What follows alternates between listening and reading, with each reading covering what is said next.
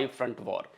तो पाकिस्तान एक फ्रंट है, ये हम जानते हैं, एक फ्रंट चाइना है, ये हम जानते हैं। ये पॉइंट 5 फ्रंट है क्या? तो देखिए जनरली जब हम पॉइंट 5 फ्रंट की बात करते हैं तो यहाँ पर 2 नज़रिए हैं देखने के। एक नज़रिया पॉइंट 5 फ्रंट का ये होता है कि एक तो जो ये 2 देश हैं पाकिस्तान और चाइना कई बार ये कोशिश करते हैं कि किसी छोटे देश को भारत के खिलाफ उकसाने की। तो ये जो प्रकार के देश छोटे-छोटे देश जिनमें किसी प्रकार का वैसे भी दम नहीं है लेकिन भारत के खिलाफ इस प्रकार की ये टिप्पणी करते हैं। तो एक नज़रिया देखने का पॉइंट 5 फ्रंट को ये है कि हमें ये देखना है कि क्या ये कोई देश की तरफ से एक रणनीति के तहत किया जा रहा है या नहीं किया जा रहा।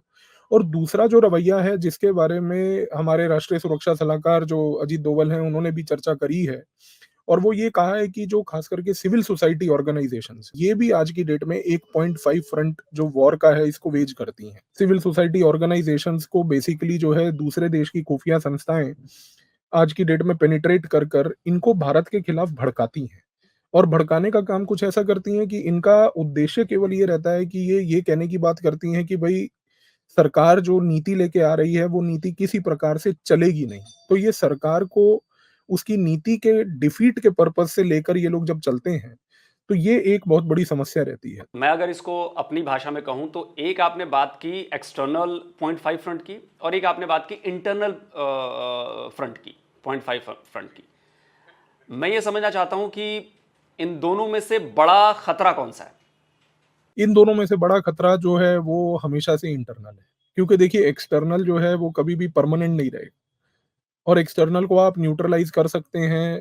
आपके पास कूटनीति है, आप डिप्लोमेसी करिए, आप अलग-अलग रणनीतियाँ अपनाइए, एंगेजमेंट करिए, उसको न्यूट्रलाइज करना कोई बहुत ज़्यादा टफ नहीं है।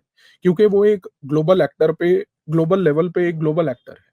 लेकिन सबसे बड़ी समस्या आती है जब ये चीज़ इंटरनल हो, क्योंकि ये इंटरनल एलिमेंट्स इतने डूब चुके हैं हमारे देश में कि अगर आप इनके इतिहास को खोलने की कोशिश करें तो आप ये जानकर हैरान हो जाएँगे कि इन्होंने दूसरे देशों की मदद लेके उन देशों का एजेंडा चलाने के लिए भारत के अंदर कानून तक बनवाने में ये लोग सक्षम रहे।